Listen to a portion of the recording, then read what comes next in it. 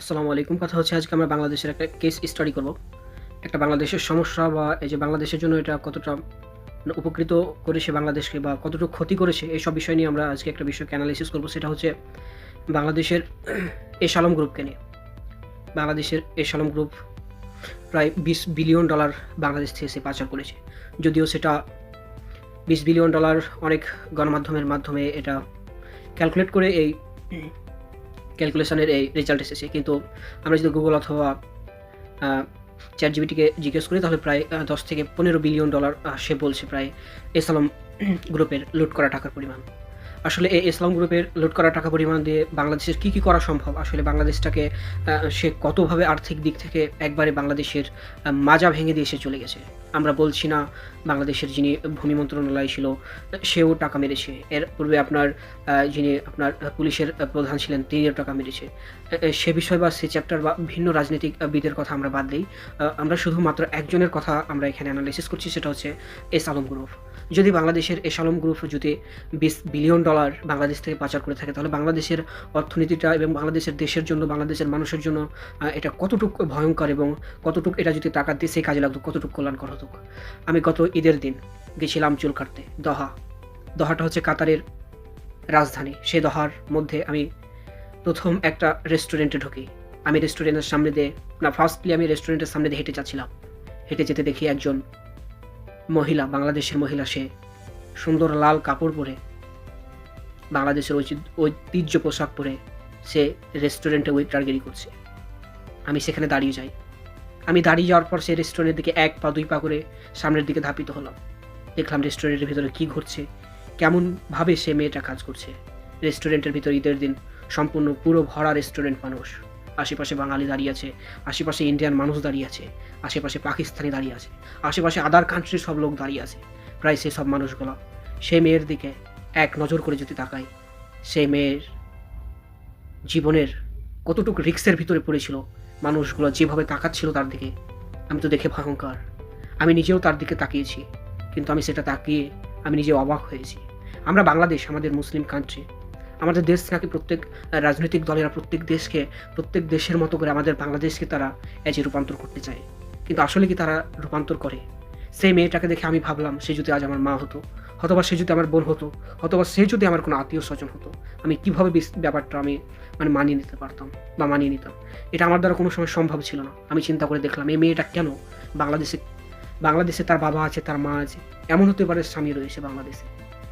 আমি অন্য বাংলাদেশে যারা খাদ্দামার ভিসায় আসে আমি তাদের কথা বলছি না।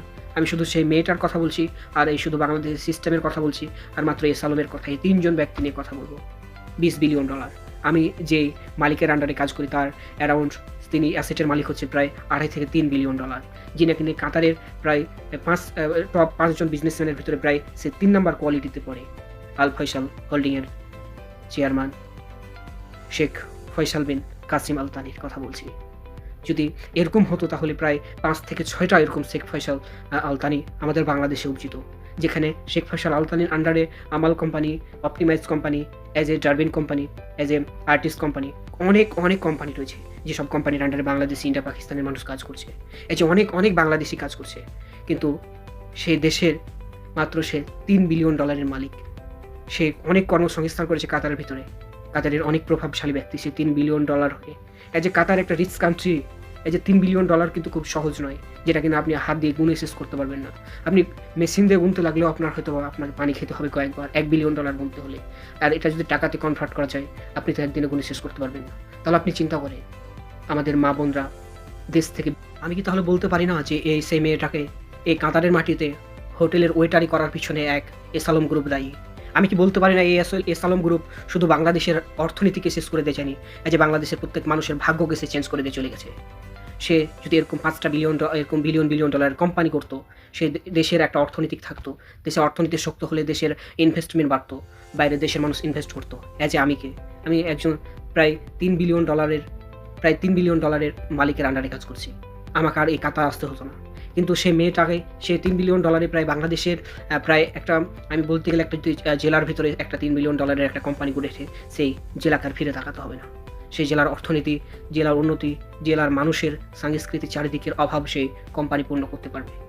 তাহলে আপনি চিন্তা করেন শুধু একজন ব্যক্তির দ্বারাই সম্ভব এ দেশ, এ জাতির ভাগ্য পরিবর্তন করা। একজন ব্যক্তির দ্বারাই সম্ভব এই জাতির ভবিষ্যৎ, জাতির ভাগ্যকে সুন্দরভাবে ধ্বংস করে দেওয়া। কাতারের সরকারের কথাই বলি, কাতারের সরকার শেখ হামাদ তিনি চিন্তা করলো কাতারকে পরিবর্তন করবে। কাতারকে পরিবর্তন করা শুরু করলো। তিনি একজন ব্যক্তি, তার ছেলে মাত্র একটা সুসন্তান তৈরি করলো তামিম, শেখ তামিম বিন হামাদ। আজ শেখ তামিম বিন হামাদ কাতারের রাজা। সে রাজা আজ কাতারকে কি পর্যায়ে নিয়ে গেল, যেখানে কিনা 2022 সালে কাতারে ফিফা ওয়ার্ল্ড কাপ খেলা হয়েছে, যেটা কিনা বাংলাদেশের এই খেলাটা স্বপ্ন, আদৌ হবে কিনা সম্ভব নয়। কাতারের দেশের সিকিউরিটি সিস্টেম নিয়ে কথা বলতে গেলে তো বাংলাদেশের কাছে সেটা তুচ্ছ বিষয়। আজ বাংলাদেশ অনেক বড় দেশ, আমি মনে করি কাতারের চাইতে অনেক দিক থেকে বাংলাদেশ এগিয়ে। বাংলাদেশে অনেক কিছু উৎপাদন হয় যেটা কিনা কাতারে সম্ভব নয়। হ্যাঁ, বলবেন যে কাতারে তো তেল খনিজ। হ্যাঁ, আপনাকে কথা বলি, একটা মানুষ চলাচল করতে গেলে তেল যতটা ভূমিকা রাখে, কিন্তু অন্যান্য বিষয়গুলো অনেকটা কিন্তু প্রভাব পড়ে।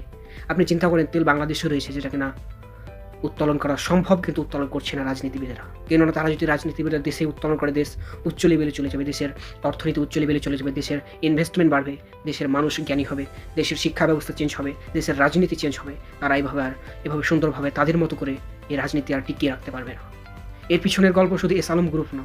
এস আলম গ্রুপ শুধুই যদি তার টাকা যদি টাকা দেশে মেরে রেখে দিত, শুধু দেশের মানুষের ভাগ্য চেঞ্জ হয়ে যেত। সেই টাকার এস আলম গ্রুপ আজও মালিক না।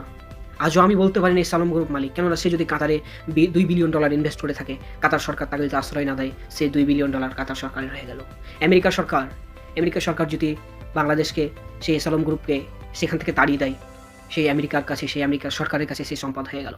বাংলাদেশের কষ্ট করা টাকা, বাংলাদেশের কষ্ট করা মানুষের উপার্জিত টাকা আজ আমেরিকা খাবে, আজ লন্ডনের মানুষ খাবে, আজ দুবাইয়ের মানুষ খাবে। আর সেই বাংলাদেশের মানুষ এই দুবাই, আমেরিকাতে যে হোটেলে একজন মেয়ে শাড়ি পরে বাংলাদেশের ঐতিহ্য পোশাক পরে সে রেস্টুরেন্টে কাজ করবে, যেখানে হাজারো বাঙালি তাকিয়ে থাকবে, যেখানে আশেপাশে দিয়ে হাজারো ইন্ডিয়ান মানুষ তাকিয়ে থাকবে, যেখানে আশেপাশে দিয়ে হাজারো আদার্স কান্ট্রিগুলো মানুষ সেখানে তাকিয়ে থেকে সে ফিলিংস লুটে নেবে। আপনার আমার মায়ের সেই দেহর একটা তৃপ্তি তারা লুটে নেবে। আজ শুধু আপনি মানুষ, শুধু আপনার কিছু বলার নেই, কিছু করার নেই, এটুকুই দ্বারা আপনি আবদ্ধ। আপনি নিজেকে অনেক কিছু দেখেন, অনেক কিছু ভাবেন, কিন্তু আপনি শেষ পর্যন্ত একটা কিছু ভাবেন, আমার কিছু বলার নেই, কিছু মানে এই সম্পর্কে ভাবার কোনো আমার সময় নেই। তাহলে এভাবে কি চলবে দেশ? এভাবে কি রাজনীতিবিদেরা এভাবেই সিস্টেম করে দেশটাকে খেয়ে দিবে? প্রত্যেক রাজনীতিবিদ আসে প্রথম এমন ব্যবহার করে যেন তারা দেশকে পরিবর্তন করে ফেলতে। তারাই নাকি দেশের একবার অভিভাবক হয়ে যাবে, কিন্তু কিছুদিন পর দেখা গেলে তারাই দেখবো দেশের শত্রু হয়ে দেশ থেকে বিদায় নিচ্ছে।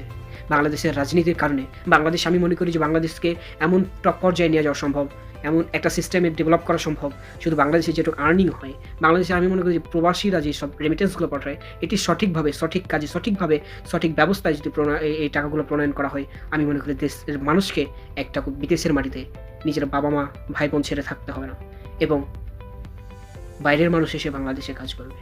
তাহলে আমি আপনাকে বোঝাতে পারছি, একজন মানুষই পারে দেশের পরিবর্তন করতে, একজন মানুষই পারে দেশের ভাগ্যকে তছনছ করে ভেঙে ফেলতে। ধন্যবাদ। আসসালামু আলাইকুম।